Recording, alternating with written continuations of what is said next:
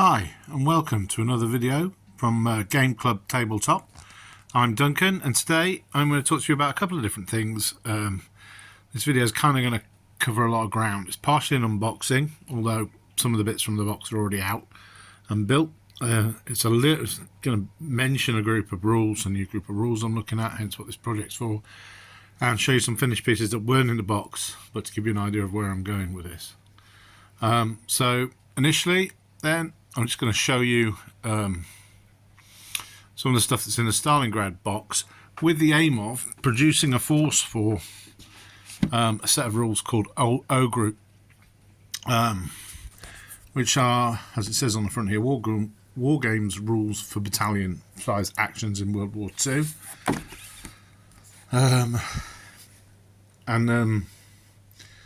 Obviously it's designed to let you fight quite big actions. So for that reason, I've opted for the 15mm scale to give me room. I don't have any big tables. I'm going to have to get my biggest size to get anything out of even this scale. But I didn't really want to go any smaller. I like the Flames of War product. I think, and their start sets are good value. So essentially, out of the start sets I built the 3 Russian tanks so far and the 4 Russian guns. Other than that, everything's in the box, so I'll give you a quick show through now. One of the reasons I thought this set was really good, for bolt action I already have a British and German force, so I wanted to go to something different. So on this occasion I've chosen the Stalingrad complete World War II starter set. It's for mid-war according to their way of rating. So as I say, as well as the stuff in here, I'll show you the other things that you get as well in the box. So you get, I think it's 3 of these sprues, which they put in for you to build the Nebelwerfer, but that's not mentioned in the O Group rules, so I'll probably use it to make the Pack 36 that it can also be built as. So I'll end up with 3 of them, which is one too many for O Group. I can take 1 or 2 in an anti-tank platoon, so we'll see. We may turn 1 into a Nebelwerfer to represent the fact that I can do other actions from off the board as part of my brigade kind of actions. And you also get to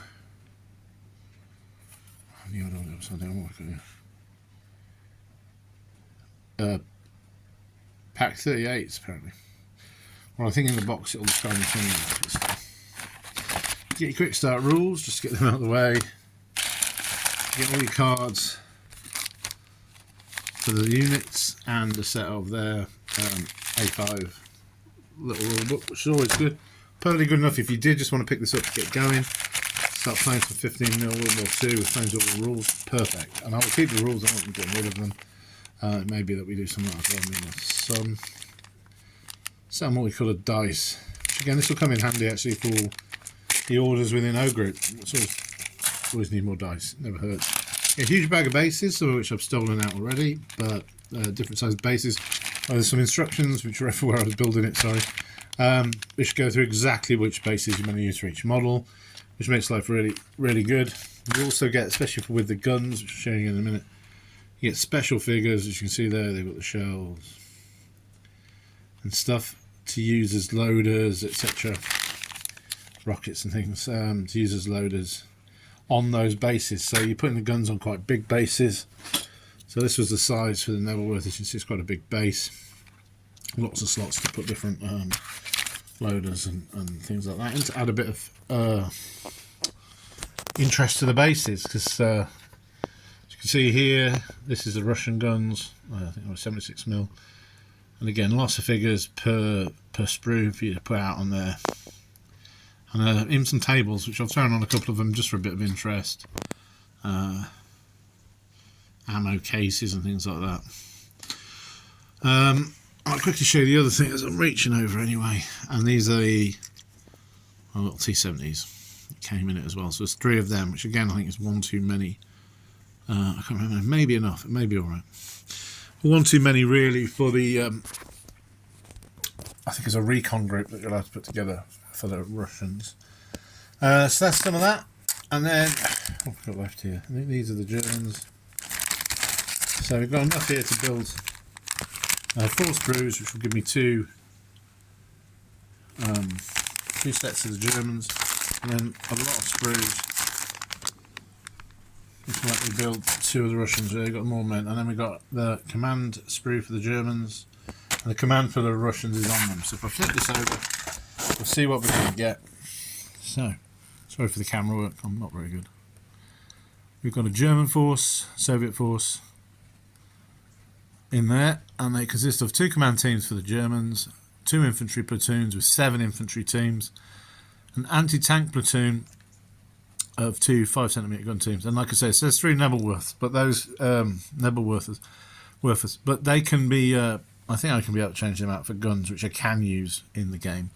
And now on the other side, you've got 2 command teams again, 2 infantry platoons, each with 1 command team, 1 commissar team, and 9 infantry teams, and 2 Maxim HMG teams, and then the 4 76 guns, and the 3 T-70 tanks. So there's quite a lot in there, as you can see. It's going to give me a lot. Now, I'd already bought some sprues off eBay. I just bought a sprue and some bases and was able to put some stuff together. So these are a lot less heavily manned than the ones that are going to be in here. And like you can see, these are some of the Russians I put together. And there's some Maxim teams. So with this game, with O Group, you can either... here's some Germans that are done. Just with with O Group, you can either put the machine guns in as part of the unit, which means they're not as effective as machine guns, but they're more defensible. It's harder to overrun them. If they're on their own as a separate unit, then it's easier to knock them down. Having said that, we're going to have a look. We'll have a look at the sheets to see what's the best way of doing it. But I think they come out really well. I'm not a great painter, but I still think, as long as you don't zoom in too much, these out on a big table, plenty of troops, I think they're going to give the effect that I really want. If I just clear them off the top here, and as you can see from the box art, I'm going to have 2 units of these now.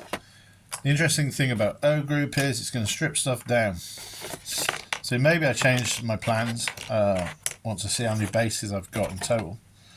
And I'll just pop the rules up here. Oh, that's my thumb, you don't want that in the shot. Right, so if we go from the back, you'll see, as well as I've got to have a pen back. You want to do this in 10mm, great place to start. Oh, sorry everyone. Earthquake. Right, here's the battle groups. So let's get to where we're going to be. So the Russians, for example, here, we're going to start with a forward observer, battalion HQ, which is just a unique model. It's going to represent how many orders you've got for the term. Then you're going to get 3 rifle companies, to which you can then add any of these, depending on points cost. But you can only add 1 of each of these supports. So I may well do 3 Maxim medium machine gun sections for the 5 points there. As I said, I can do the 76mm guns I've got there as a cannon platoon, and then I think it's the recon platoon over here for 2 of the T-70s, and a reconnaissance platoon. So I've got the basic there. Now the interesting thing is, can I just flip to the Germans? So the Germans are going to be similar. You're going to start with the battalion HQ, which again is just to represent the person in command of the whole army. You're going to get 3 rifle companies, and again then you can add in supports. And again with the machine guns, they can either be lodged into the units or they can be set up as their own gun platoons. Here you can see that the Germans can have 4 of those medium machine guns. And again, we've got the anti-tanks, we've got the Pak 36, Pak 38s. Like I say, we didn't have any, there isn't any Nebelwerfers mentioned, so I was just going to turn the remainder into the Pak 38s, I think it was. It's on that sprue that I can build as well. So it gives you some idea of the forces. The only thing is, and that's why I may have got too much, is if you flip to the front of the book, is that each company was generally made up of 3 infantry or rifle platoons, each of 3 sections. So that's the thing at the minute. At the moment, I've got the 3 sections per platoon within the company. So I think for the initially, that's what I think I've done 3 sets of 3 for my first company. So it will depend then on how we build this kit to make sure that I end up with 3 of 3, which on each side. The Russians can take an extra set of infantry. They can take an extra company of infantry. So it may be well that I use their spare models, because there's going to be a lot of bases of the Russian infantry coming out of here, and it's probably more than they need for 2 companies. So I may well be able to make that 3rd reserve company as well. And like I say, I'll probably take the Maxims out. There's a lot of Maxim guns in this set, and make them into separate medium machine gun platoons, which I think will just add a bit more interest. The game essentially is played slightly lopsided, with the defending team having slightly less troops than the attacker. That's obviously just to balance it, because they're going to be dug in and harder to move.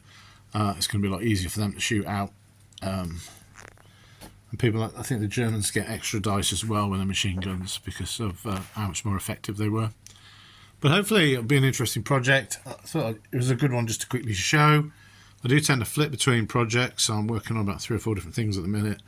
And I just had a sudden urge to get my World War II stuff moving forward again. So you can see I've been doing some building. So any of these that don't work, we can use off-field, at the back of the battlefield, just to represent things like whether you've taken mortars or things like that. And you can just remove them as a token, if you like, to show that you've used that support option. The other thing you need is, one of the interesting things about the way you deploy is you place out ahead of your units, you're placing out these tokens that represent where you can come in, and then in the future you can pull that back and place your units out into that space. So it may be that spare stuff as well can be used to make these tokens look a bit more interesting when they're on the battlefield, rather than just being token 1. It could be a small little vignette with a tank, or whatever, some people milling around. So it may be any spare stuff I have I can use in that manner. But yeah, just thought I'd share that. The Flames of War kits, you might not like the rules, but the amount of stuff you get in one of their boxes for a very good price. I think this one was about £37. When I got it, I think it's still knocking around the 30 to 37 to £40 price range. You can pick it up from various different suppliers. And like I say, if you just want to play Flames of War, you're off. You've got everything you need. If you want to use it for other systems, then it's just a matter of having a look, seeing how you want to put stuff together. Like I say, you can see that there's a lot of variety in this box. One of the reasons I went for it is a lot of different, well, I think there's a couple of different Russians versus Germans at the minute, and there's a couple of different sets. I was quite tempted by the British versus the Germans in Africa, but I went for this one in the end. And yeah, hopefully I'll be able to show you when I get the armies finished, and maybe even show a few little mini actions in the O group. I'll try and work on my camera work by then, promise. Sorry for that. But hopefully if you've enjoyed it, you can click like, or even if you just feel desperately sorry for my inability to hold a phone, you can do that too. All right, thank you. I'll see you in the next video. Bye.